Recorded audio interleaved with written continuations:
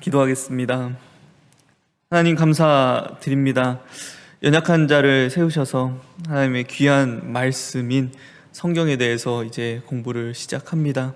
하나님, 부족하고 연약하지만 성령님 이 시간 일하심으로 말미암아 온전히 은혜 받는 시간 될 수 있도록 인도하여 주시옵소서.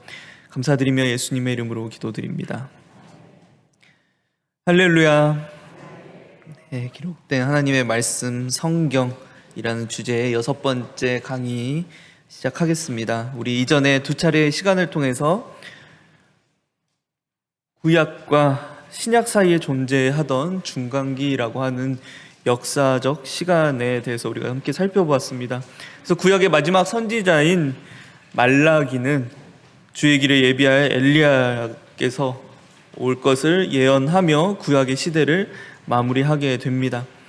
그 후 중간기라고 하는 400년 긴 시간을 지나 가이사 아구스토가 주로서 세계를 호령할 당시 예수 그리스도께서 등장하시며 새로운 시대를 열게 됩니다. 이제 우리는 중간기를 거쳐 신약의 시대로 들어가게 됩니다. 여러분들, 신약이라고 하는 단어는 무엇을 의미하는 표현인가요?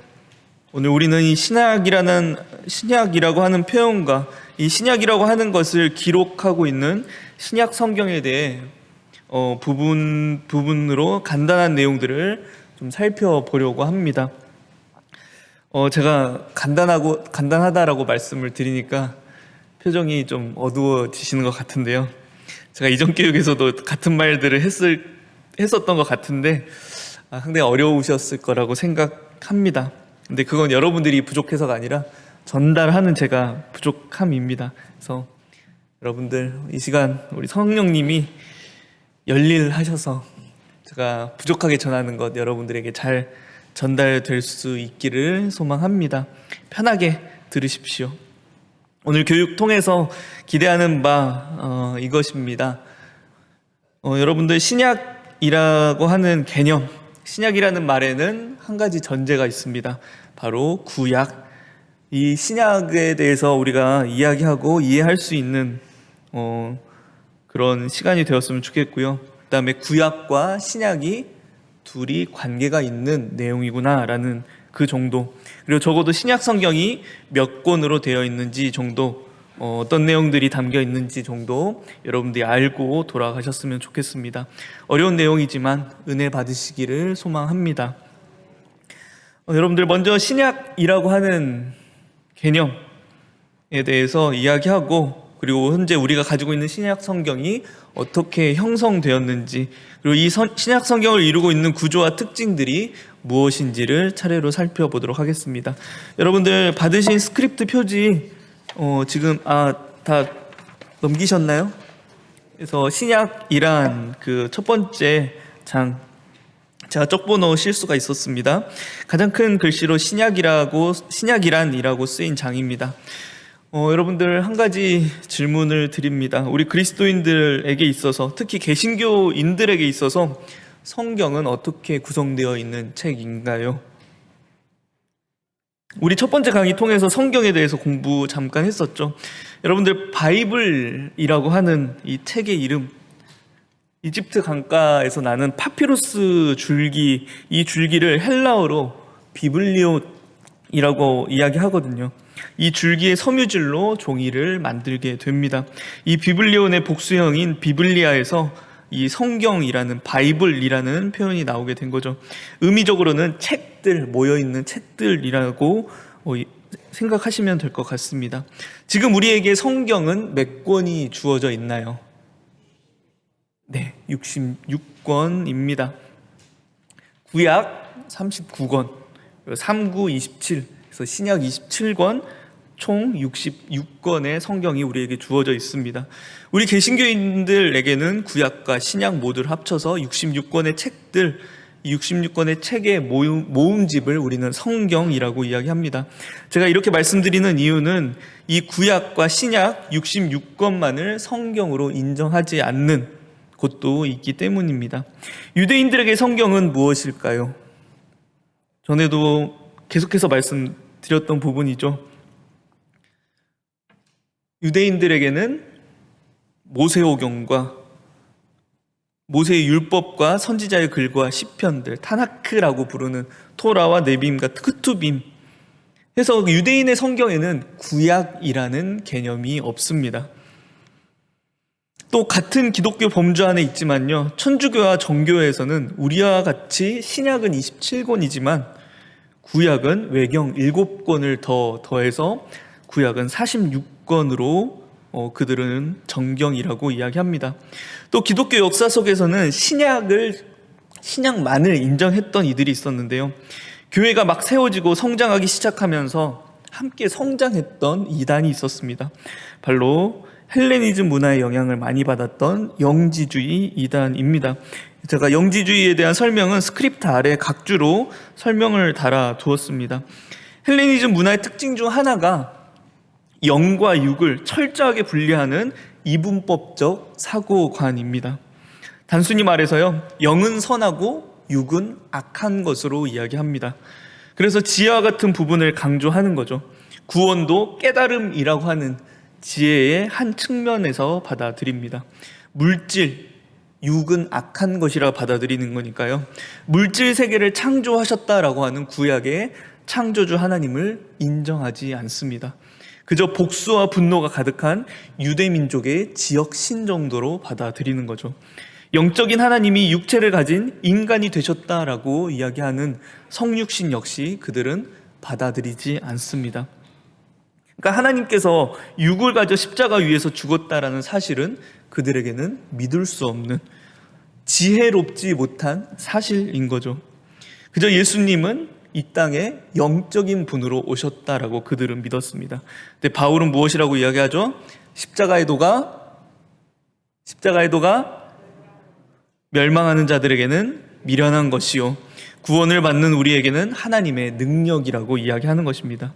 바울이 이 헬레니즘 문화권 속에 있던 교회들에게 지혜와 관련된 교훈들을 끊임없이 전하는 이유가 바로 여기에 있습니다. 이 영지주의 이단에서 유명했던 인물이 이 앞에 보이는 마르시온이라는 인물입니다. 이 사람도 교회에 원래 속해 있던 그 교회 공동체 안에 있었던 사람인데요, 철저한 바울주의자였다라고 해요. 그래서 이 사람은 그 강조가 심해지니까 바울만을 사도로 인정했습니다. 제가 스크립트에는 신약 성경만을 인정했다라고 적었는데요, 아닙니다. 바울의 10개 서신과 누가를 편집한 편집본만을 이 사람은 성경, 정경으로 인정했다라고 해요.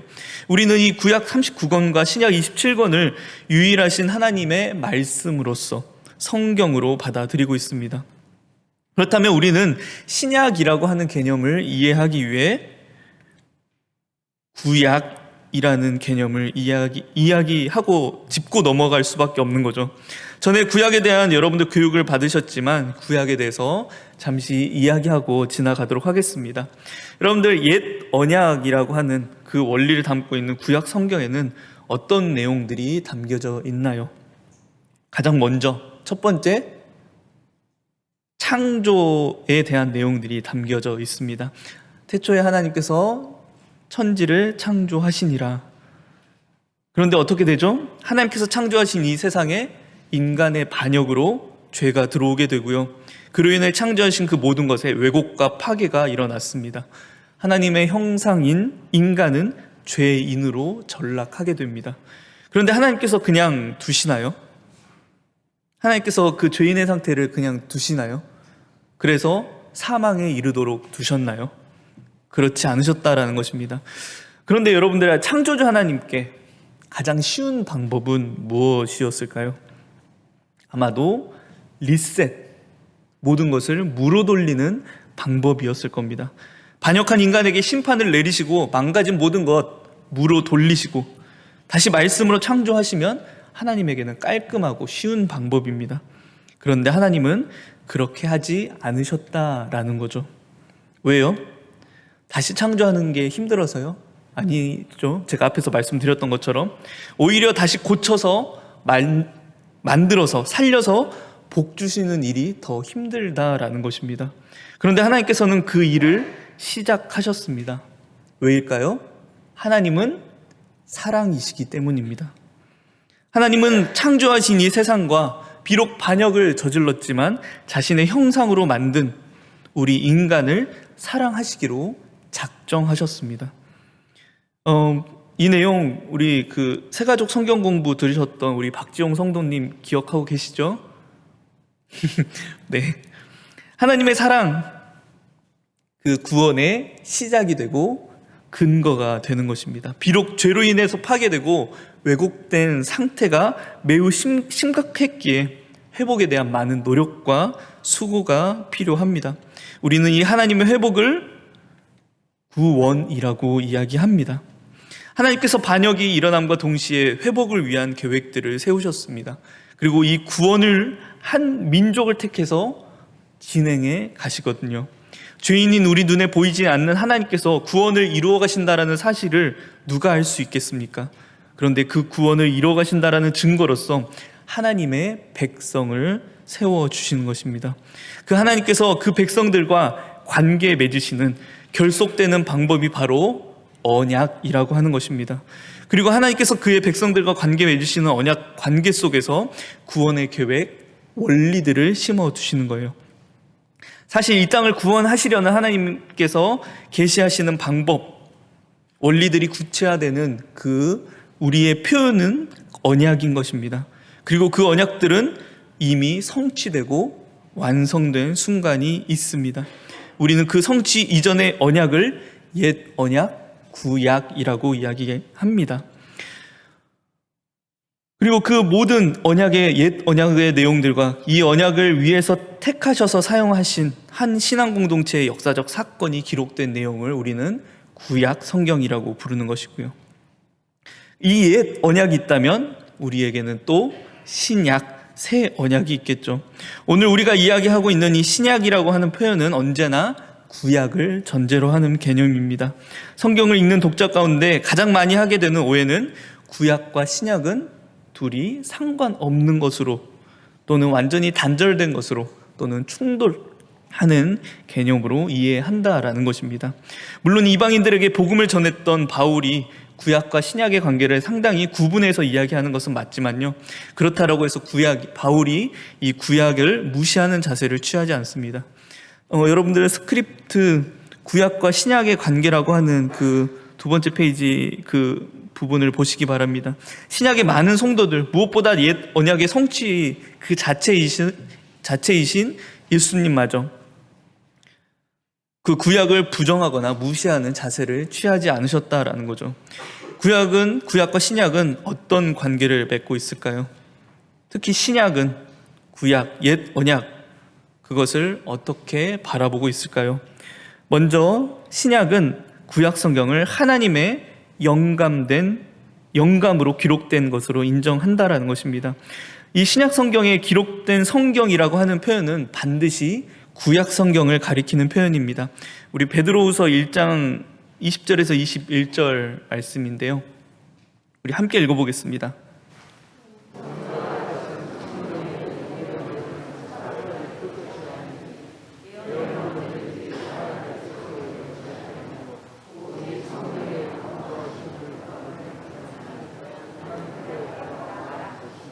네, 이 부분에서 이야기하고 있는 성경, 이 예언이라고 하는 것은 선지자의 글들을 표현한 것이겠죠. 성경은 하나님의 감동하심을 따라 사람이 받아 쓴 기록이라고 신약의 기자들은 이야기합니다. 이 감동하심이라는 표현을 영감이라고도 이야기하는데요, 이 부분에 대해서는 조금 뒤에 가서 말씀을 드리도록 하겠습니다. 또 신약은 구약 성경에서 이야기하는 모든 역사적 사건들을 인정합니다.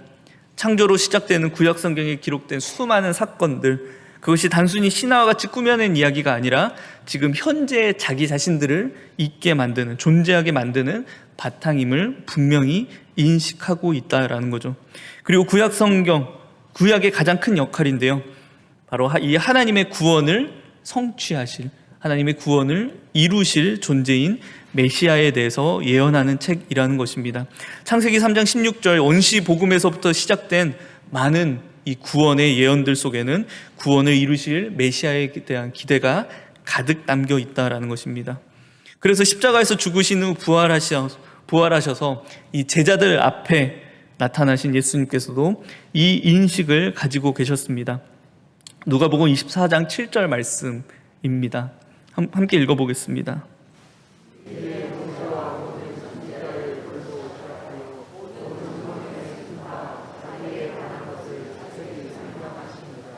예수님께서는 이 구약에서 예언되었던 원리를 따라, 모든 예언들을 따라 십자가에 달려 죽으셨고 결국 부활하셨습니다. 어떤 이들은 구약은 율법의 책이고 신약은 은혜와 복음의 책이라고 구분지어 이야기하는데요. 그런데 신약 역시 구약 속에 하나님의 은혜가 있고 복음이 있었음을 이야기하고 있습니다. 갈라디아서 3장 8절 말씀입니다. 읽어보겠습니다.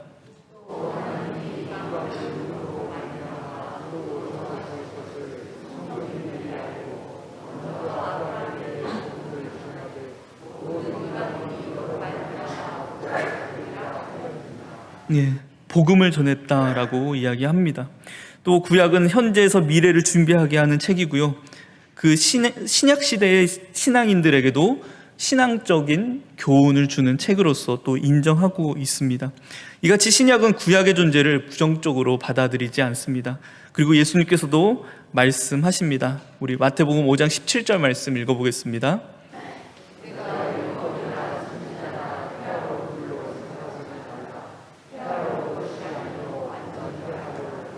폐하러 온 것이 아니요 완전케 함이로다.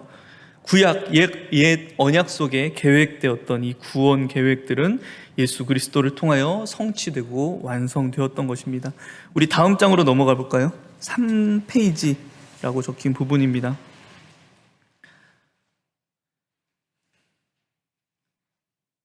이전에 구약에서 하나님께서 이 구약의 신앙 공동체와 언약을 맺으실 때 사용하셨던 방법이 바로 짐승의 피를 사용하시는 거였습니다. 출애굽기 24장 8절 말씀에 그렇게 나옵니다. 그런데 그렇게 맺어진 언약은 일방적인 관계가 아니라요, 쌍방이 서로에게 책임을 지는 관계, 그것이 언약이라고 하는 개념입니다. 그런데 구약의 언약 공동체는 번번이 그 언약을 깨트렸습니다.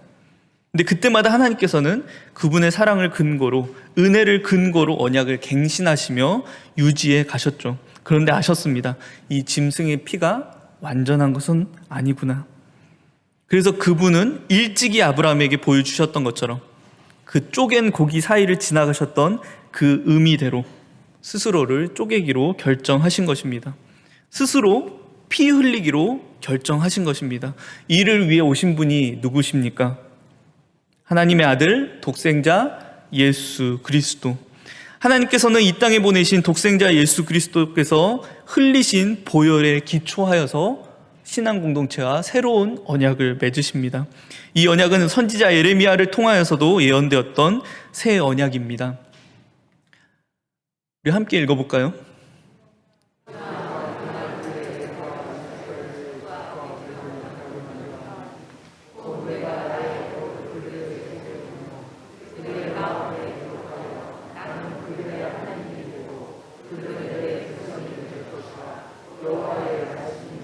이 예레미야 31장 31절 말씀을 보시면 새 언약이라는 표현이 등장합니다.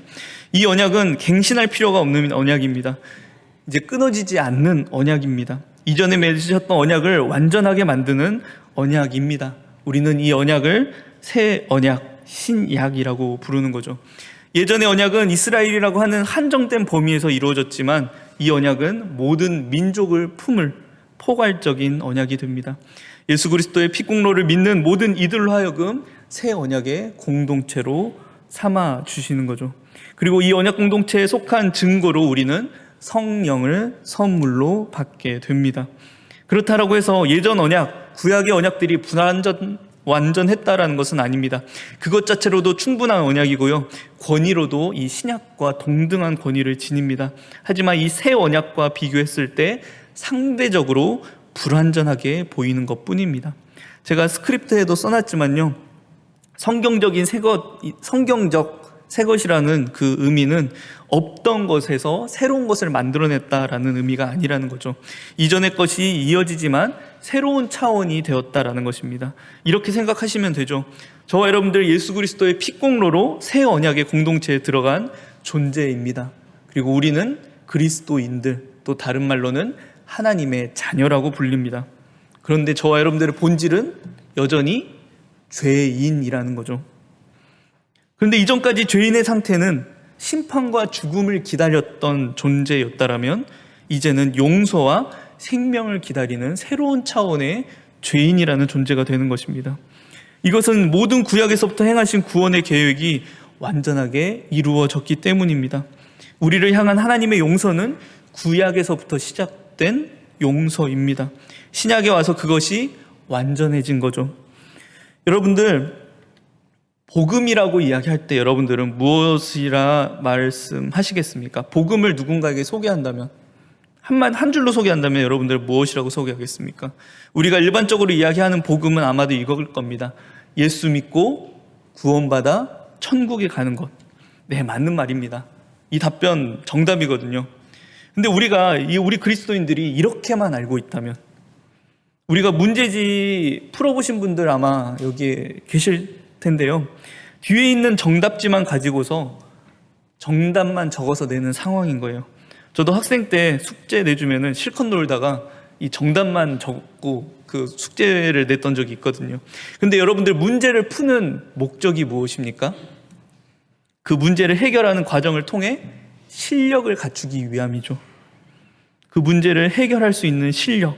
교회는 이 실력이라는 단어를 신앙 또는 믿음이라고 표현합니다. 우리는 이 실력, 신앙을 갖추기 위해 구약에서부터 문제 풀이를 시작해 나가야 된다는 거죠. 우리의 신앙은 항상 창세기 1장 1절, 태초에 하나님이 천지를 창조하시니라 라는 이 신앙에서 출발해야 한다는 것입니다. 구약에서 시작돼 신약에서 완성되어야 합니다. 그렇게 구약과 신약은 절대 분리될 수 없는 불가분의 관계라는 거죠. 여러분들, 지금 보고 계시는 스크립트 2번 챕터를 보시기 바랍니다. 이 구약의 신앙 공동체는 하나님께서 맺어주신 그 언약 관계 속에서도 끊임없이 질문했던 사람들입니다. 주님께서 우리를 사랑하신다라는 질문이 도대체 그 증거가 어디에 있습니까? 하나님께서 약속하신 메시아는 언제 옵니까? 이스라엘 나라는 언제 회복됩니까? 이 안에 우리의 삶 가운데 복음이라는 것이 도대체 어디에 있습니까?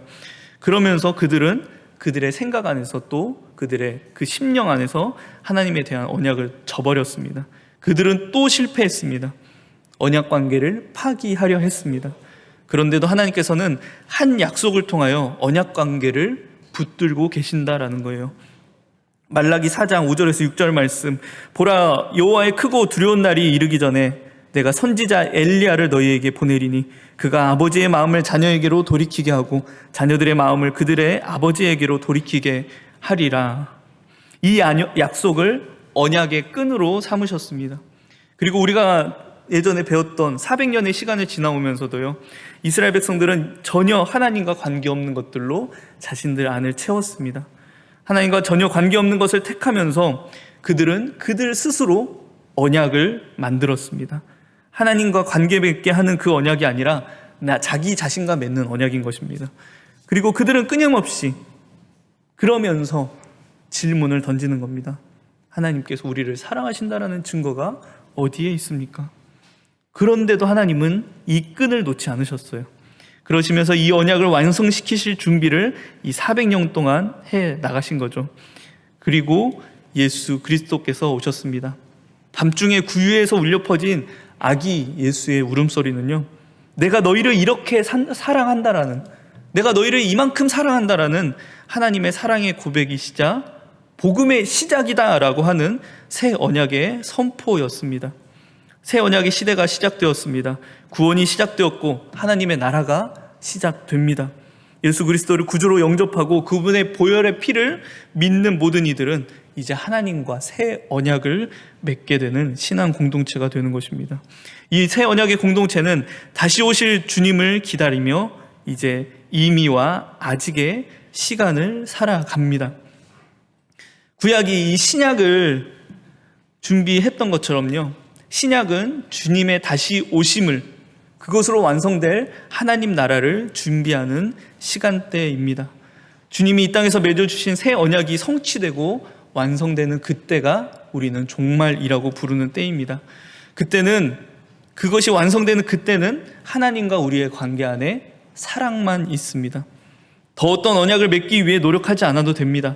우리는 새 언약의 시간 속에서 다가올 하나님 나라를 기다리는 존재입니다.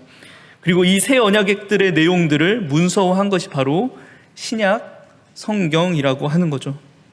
옛 언약을 성취하는 분으로서 메시아이자 복음 그 자체이신 예수님은 누구이신가? 그분이 구원을 위해 어떤 일을 하셨는가?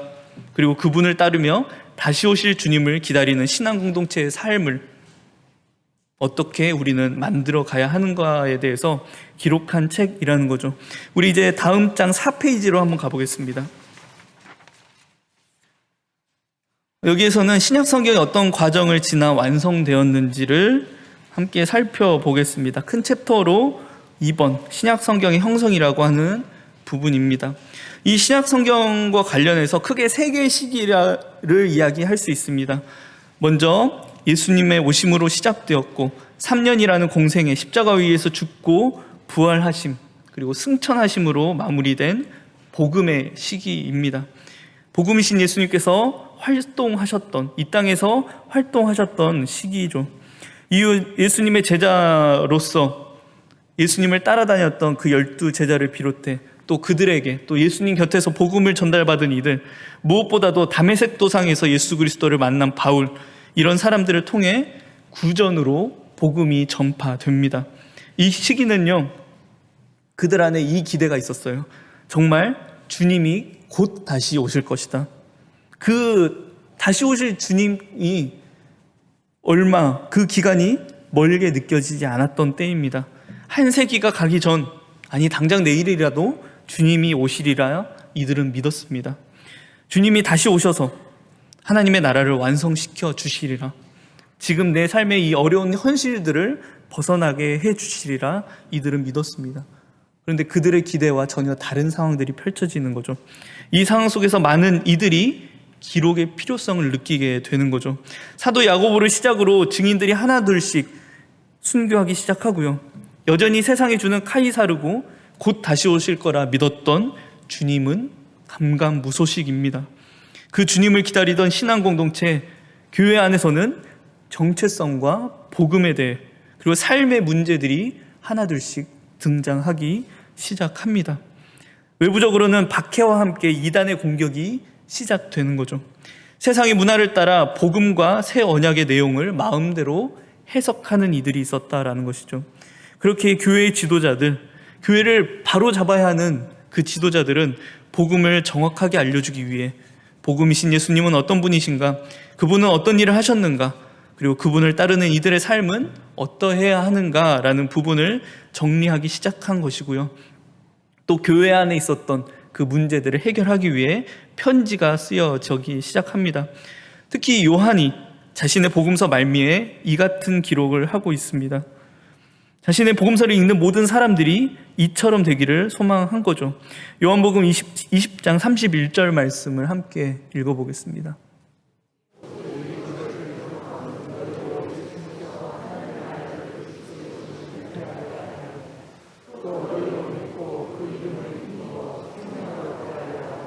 성경을 기록하는 가장 큰 목적입니다.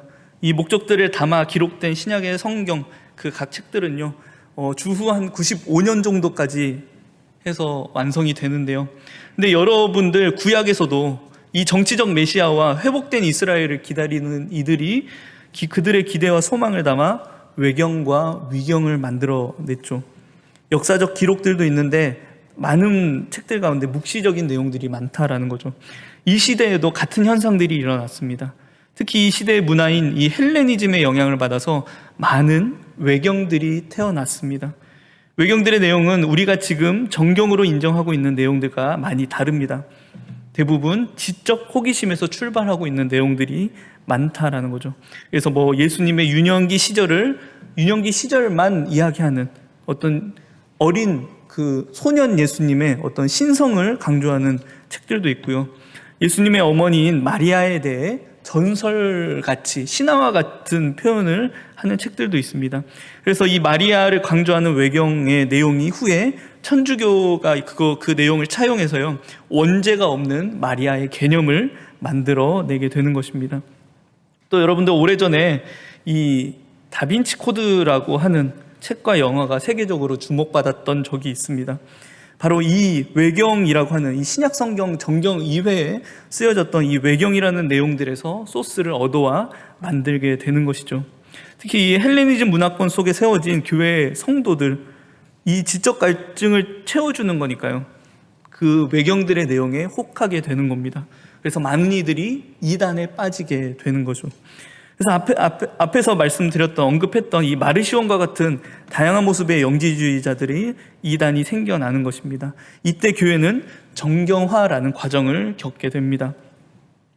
여러분들 스크립트 괄호 3번 보시게 되면요, 정경, 캐논이라고 하거든요. 이 말은 쓰여있는 것처럼 헬라어 카논에서 유래한 말입니다. 카논은 갈대, 자, 척도, 기준이라고 하는 의미가 담겨 있습니다. 고대에는 물건의 길이를 잴 때 갈대의 줄기를 이용해서 쟀다라고 하는 그 의미에서 유래한 말입니다. 그래서 교회의 많은 지도자들이 주 397년 카르타고 지역에서 종교회의를 열어서 지금 우리가 가지고 있는 신약 27권을 정경으로 확립하게 됩니다. 나름의 기준들이 정해져 있죠. 여기 보시면은 그 정경 아래 보시면 4가지 기준들이 있습니다. 먼저 사도성에 대해서 이야기하는 겁니다. 사도가 썼거나 사도권, 이 사도권이라고 하는 것은 사도들과 함께 활동했던 사람들을 이야기합니다. 그러니까 사도들은 여러분도 알고 계시죠? 뭐 마태나 뭐 요한이나 베드로와 같은 사람들입니다. 근데 사도권들은 그 사도로 지칭받지는 않지만 마가나 누가와 같은 사람들을 이야기하는 거죠. 그래서 사도는 일단 예수님께서 직접 부르셔서 제자로 삼으시고 복음을 위해 파견된 사람들을 기준으로 합니다. 예수님을 직접 만나야 하고요, 직접 사명을 받은 존재여야 합니다. 이 기준에 있기에 사도 바울이 사도가 될 수 있는 겁니다. 그런데 누군가는 아마 이야기할 겁니다. 다메섹 도상에서의 그 바울의 경험은 순전히 바울 개인의 것이 아니었습니까? 그런데 성경이 이 바울의 개인의 경험을 인증하고 있다는 거죠. 그랬다면, 그것이 그냥 바울이 혼자 지어냈던 말이라면 하나님께서 이 성경에 기록하지 않으셨을 겁니다. 여러분들, 그리고 이 사도권의 인물 중에 야고보, 여러분들 야고보서를 쓴 야고보는 사도 야고보가 아닙니다. 그 사도권 안에 있었던 야고보인데요, 성경에 야고보가 5명이 등장합니다.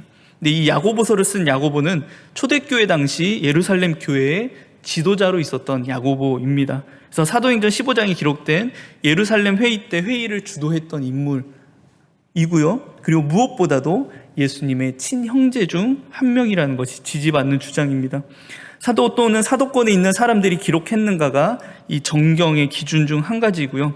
두 번째로는 보편성, 한 지역에 국한되지 않고 모든 지역에서 널리 이 성경이 인용되고 인정받는가.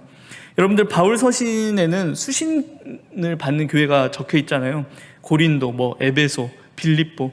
근데 이 서신들이 그 교회에만, 어떤 특정한 인물에게만 읽혀지지 않았다라는 겁니다. 그 수신교회뿐 아니라 전체 교회가 이 편지들을 돌려보았습니다. 분명 그 안에 정리된 복음이 담겨 있고, 사실 저 교회가 겪는 문제, 우리 교회도 겪는 문제라는 거죠. 이 연관성은 잠시 다음으로 이야기하고요. 내용적인 면에서도 하나님의 전체 계시, 이것은 구약을 포함하는 의미입니다. 이것과 사도들의 표준적인 교훈들과 조화가 되는지, 이런 면면들을 구석구석 따져 정했다라는 거죠. 근데 여기서 영감성이라고 하는 것은요, 우리 인간의 지혜로 이것이 분명은 이거다라고 제가 말씀드리기 어려운 부분입니다. 성경에는 끊임없이 하나님의 말씀으로, 성경이 하나님의 그 감동으로 지어졌다라는 이야기를 합니다.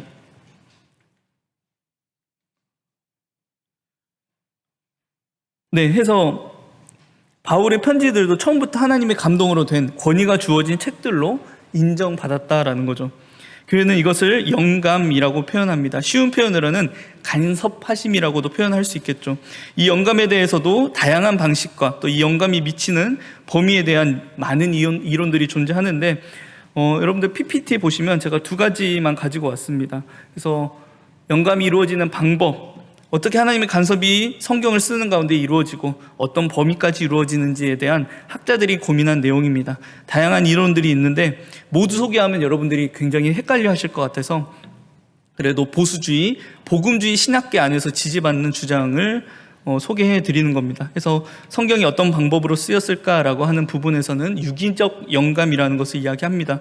성령 하나님께서 인간 저자들의 그 성경 기록 과정에서 그들을 그냥 기계처럼, 컴퓨터처럼 입력해서 그냥 그것에 따라 쓰이게 하는 것이 아니라요, 그들이 가지고 있는 고유한 인격, 재능이나 교육, 경험, 시대에 알고 있는 문체나 용어 등을 그대로 인정하시면서도 하나님의 뜻에 반대되지 않게 간섭하셨다라는 주장입니다. 하나님의 창조 때부터 하나님께서 우리를 그렇게 만드셨잖아요. 우리를, 인간을 입력값대로 움직이는 로봇으로 만들지 않으셨습니다. 하나님의 형상으로서 생명을 불어넣으시고 자유의지를 충분히 발휘해서 이 땅을 돌보게 하셨습니다. 인간 저자가 성경을 기록함에 있어서도 이 방식이 적용되는 겁니다. 다른 주장들에는 인간이 그냥 자기 의지나 생각 없이 기계처럼 써졌다라고 하는 주장이 있는데, 하나님은 우리들을, 그 하나님의 백성들을 그렇게 비인격적으로 사용하지 않는다라는 거죠. 그리고 축자 영감 또는 만전 영감이라고 하는데요, 성경 기록의 감동 범위들이 이 모든 글자 안에 모든 내용과 언어, 기록 모두에 하나님의 감동이 주어졌다라고 하는 주장입니다. 쉽게 말하면 이거죠. 원저자인 하나님께서 주도권을 가지시고 보조자인 인간 기자들의 생각을 일깨우셔서 그들의 갈 길을 비추시고 감독하심으로 자신의 뜻을 오류 없이 충분하게 전달하셨다라는 것, 이것이 영감, 감동하심의 의미입니다. 인간 기자 역시 자기에게 주어진 상황과 현실 속에서 하나님의 인도하심에 순종함으로 따라가면서 성경을 기록해 나가는 겁니다. 예수님께서 100% 하나님, 100% 인간이신 것처럼요, 우리에게 주어진 이 성경 역시 100% 하나님의 역할, 100% 인간 기자의 역할로 쓰여진 권위 있는 책임을 저와 여러분들은 믿음으로 받아들여야 한다는 겁니다. 물론 많은 시대가 바뀌면서 번역의 과정을 거치게 되며 원래 처음 쓰였던 의도나 표현과는 조금 다르게 이해가 된다고 할지라도요, 지금 우리가 가지고 있는 이 한글 성경, 이 개역개정, 이 성경만으로도 구원받는 믿음을 얻기에 전혀 문제가 없다라는 사실을 기억하시기 바랍니다. 이런 정경화의 과정을 거치며 우리에게는 27권의 성경이 주어졌습니다. 우리 이제 다음 페이지를 보도록 할게요. 주어진 스크립트에는 5페이지로 기록이 되어 있을 겁니다. 그래서 신약 성경의 구조와 특징이라고 하는 부분입니다. 다 보고 계시나요? 네. 물론 많은 시대가 거치면서 이제 정리가 되는 과정이 있었는데요. 신약 성경의 구조와 특징, 제가 이 PPT로 설명드리는 것보다 여러분들이 가지고 계신 스크립트를 제가 함께 보면서 이야기하는 게 좀 더 헷갈리지 않을 것 같습니다. 해서 신약 성경의 구조는 크게 보면 4가지로 분류해서 볼 수 있습니다. 가장 왼쪽에 있는 4가지 분류, 여러분들 한번 읽어보시겠어요? 복음서, 역사서, 서신서, 계시록 또는 묵시록이라고 제가 적어 놓았습니다. 첫 번째는 이 복음이신 예수님의 생애와 사역, 그의 말씀과 행위들에 대한 기록인 복음서입니다. 이것은 총 4권으로 정해져 있는데요, 2명의 사도와 2명의 사도권에 속한 그 기자들의 이름을 따라 책의 제목들이 정해졌습니다. 이 2명의 사도는 마테오와 요한이고요, 사도권의 인물은 앞에서 말씀드렸던 것처럼 마가와 누가입니다. 이 마가는 사도 베드로로부터 듣게 된 내용과 경험들을 중심으로 복음서를 기록한 것으로 학자들에게 알려져 있고요, 누가는 누가복음 앞에 1장에서 자신이 그 모든 일을 근원부터 자세히 살피고 연구하여 썼다라는 그 누가복음 1장의 고백이 담겨 있습니다. 이 누가를 통해서 사도행전이 기록되었다라는 것은 아마 모두가 아시는 사실일 겁니다. 그래서 누가복음과 사도행전 모두 데오빌로라고 하는 수신자를 등장시키고 있고요. 그리고 누가는 사도행전에서 우리라고 하는 이 표현을 사용해서 사도 바울의 선교 여행에 자신이 포함되어 있음을 이야기하고 있습니다. 근데 이제 다시 그 복음서로 와서요. 제가 마태와 마가, 누가 옆에 무슨 복음이라고 적어둔 말을 아마 보고 계실 겁니다. 제가 무엇이라고 적어놨죠? 네, 공관복음입니다. 이것은 이 의미입니다. 관점이 공통으로 연결되어 있다라는 의미예요. 그래서 마태, 마가, 누가를 보시면 중복된 내용들을 많이 발견하게 됩니다. 근데 내용이 중복되긴 하는데 이 내용을 더 깊이 살펴보면 강조하는 부분이나 표현의 차이 역시 발견할 수 있습니다. 이 이유는 이들이 어떤 목적과 또 누구에게 복음을 전하는지가 모두 다르다라는 거죠. 제가 우리 임경재 전도사님께서 광고해 주셨지만 홈페이지에 이 신약 성경의 각 권의 개론들을 올려둔 자료가 있습니다. 그래서 거기 보시면 누가 썼는지 또 누구를 위해 썼는지에 대한 그런 내용들을 개론을 제가 써놨거든요. 그래서 여러분들 아마 차이가 아마 보이실 겁니다. 관심 있으신 분들은 그 홈페이지에서 확인하시기 바랍니다.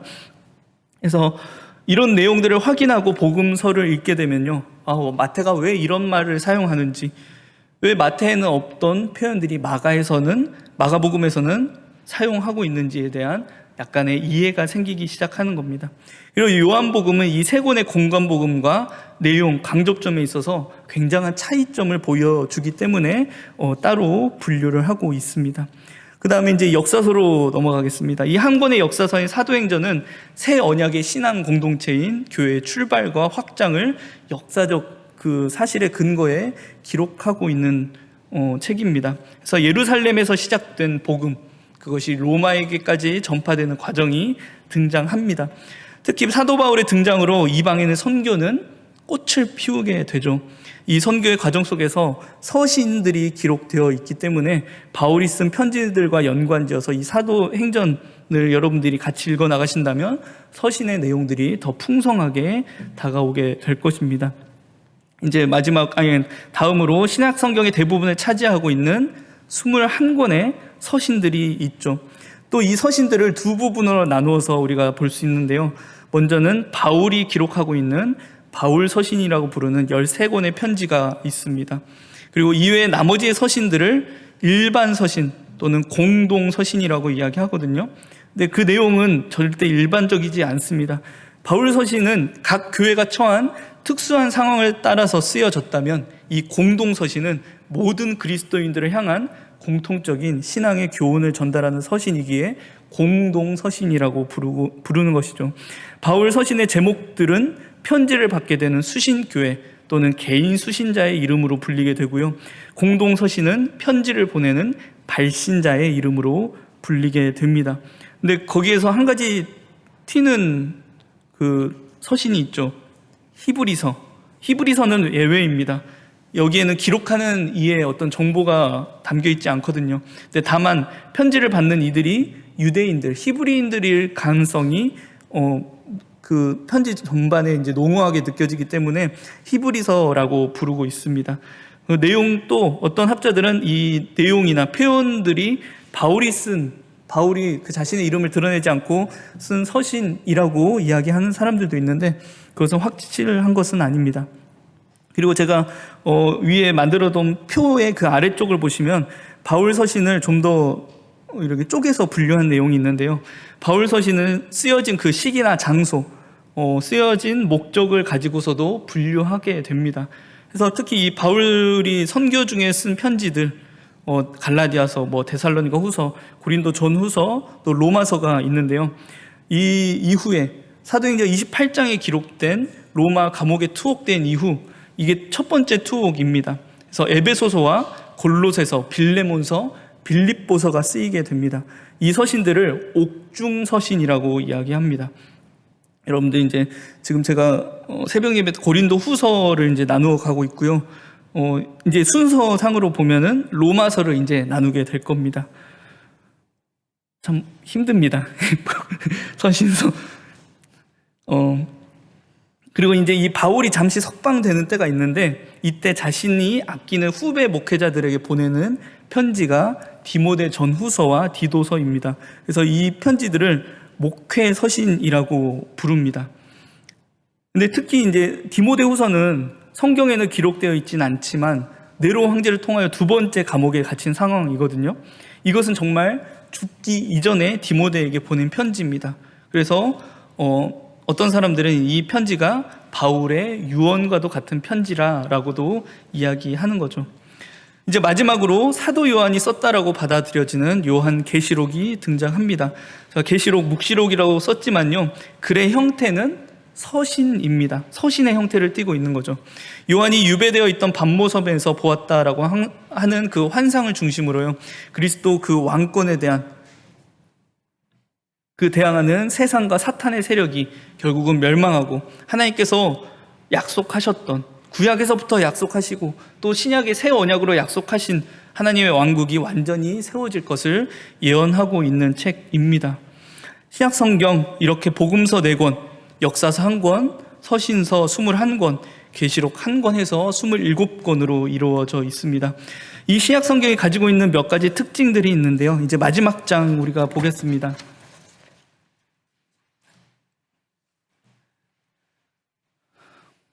우리가 표면적으로 봤을 때 신약 성경을 기록한 기자들은 9명 정도로 여겨지고 있는데요, 누가를 제외하고서는 모두가 유대인입니다. 이 사실이 참 재밌죠. 그러니까 누가가 참 대단한 것 같습니다. 그 유대인의 배경 가운데 살지 않았지만 예수 그리스도를 그렇게 잘 소개하는 그 모습이 참 대단하다라고 느껴집니다. 또 기록된 언어는 우리가 이전에 이야기했던 것처럼 알렉산더 대왕 때부터 그 전해졌던 이 코인의 헬라어. 근데 성경에는 종종 아람어 표현들이 등장합니다. 나의 하나님 어찌하여 나를 버리셨나이까 라고 이야기하시는 엘리 라마 사박다니, 그리고 아바 아버지, 아빠 아버지라고 표현된 이 아바가 대표적인 아람어 표현입니다. 그리고 원래 신약 성경의 원문에는 장과 절의 구분이 없었다라고 해요. 지금 우리는 많은 장과 절로 나눠져 있잖아요. 그래서 현재 260장, 신약 성경만입니다. 신약 성경 260장, 절로는 7,967절로 이루어져 있는데요, 이것은 13세기와 16세기 중세교회 시대와 또 종교개혁 시대로 넘어가면서 독자들의 편의와 이 내용의 이해를 돕기 위해 장과 절로 구분하게 되었다라고 합니다. 그래서 원래 여러분들 다음 시간에 이제 이 부분들을 더 자세하게 그 신약 성경 어떻게 읽을 것인가라고 하는 부분에서 더 자세하게 다룰 건데요, 여러분들 원래 이 성경의 구절을 읽어 나갈 때 그 구절만 읽으면 안 된다라는 거죠. 그 구절이 속해 있는 장의 전체를 보고요, 또 그 장의 앞뒤 문맥을 보고, 또 그 구절이 속해 있는 그 권의 전체 내용이 어떤 것인가를 여러분들 살펴보셔야 한다라는 것입니다. 왜냐하면 원래 성경은 한 내용, 이 한 부분으로 이루어져 있기 때문입니다. 이것은 신약 성경인 이 부분은 이제 다음 시간에 더 자세하게 다루어 보도록 하겠습니다. 그리고 지금 우리가 가지고 있는 신약 성경 저작 연대수는 아닙니다. 나름의 영적인 논리와 기준을 가지고 배열하고 있고요, 서신서 같은 경우는 우리 앞에서 보는 그 선지서와 같이 분량을 따라서 배열이 된다라고 하는 그 특징들이 있습니다. 구약의 이제 그 선지서가 그렇고요. 네, 오늘 여러분들 준비한 교육 여기까지입니다. 오늘 앞에서 제가 목표했던 바대로 여러분들에게 내용이 전달되었는지 모르겠는데요, 그런데 오늘 정말 소망하기로는 이 교육들을 통해서 성경이 여러분들에게 좀 더 가까이 다가갔으면 좋겠습니다. 저 여러분들 지금 다가오는 종말을 기다리고 있습니다.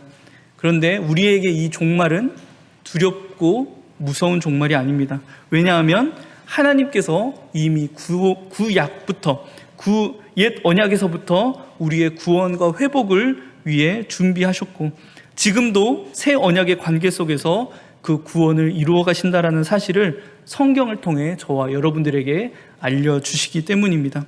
사단은 그 관계, 그 언약의 관계를 무너뜨리려고 끊임없이 노력할 것입니다.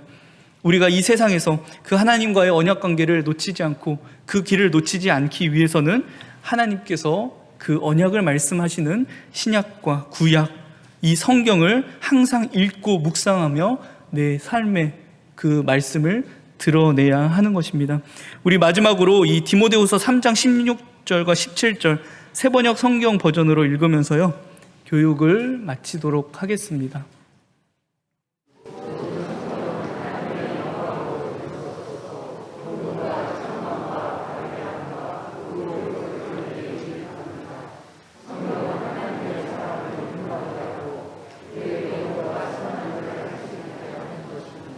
네, 여기서 말하는 성경, 물론 구약 성경인데요, 모든 성경, 우리가 가지고 있는 이 신약 성경까지 포함하고 있는 개념입니다. 그래서 하나님의 영감으로 된 것, 교훈과 책망과 바르게 함과 의로 교육하기에 유익합니다.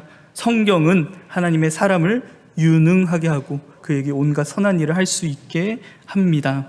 이 유익이 성경을 읽는 저와 여러분들 모두에게 적용되길 주님의 이름으로 축원드립니다. 기도하겠습니다. 사랑이 많으신 하나님, 진심으로 감사드립니다. 연약한 자 세워서 참 어려운 내용 전달하게 하셨습니다. 하지만 하나님께서 말씀하셨을 줄 믿습니다. 필요한 내용 전달하셨을 줄 믿습니다.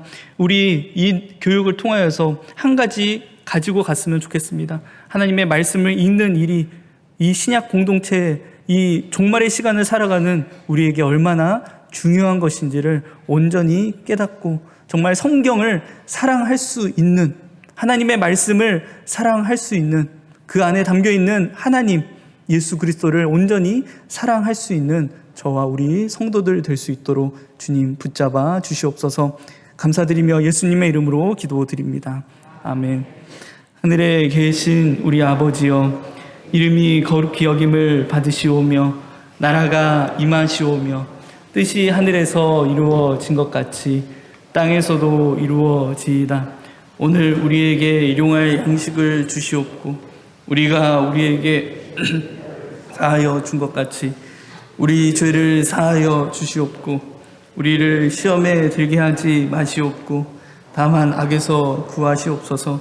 나라와 권세와 영광이 아버지께 영원히 있사옵나이다. 아멘.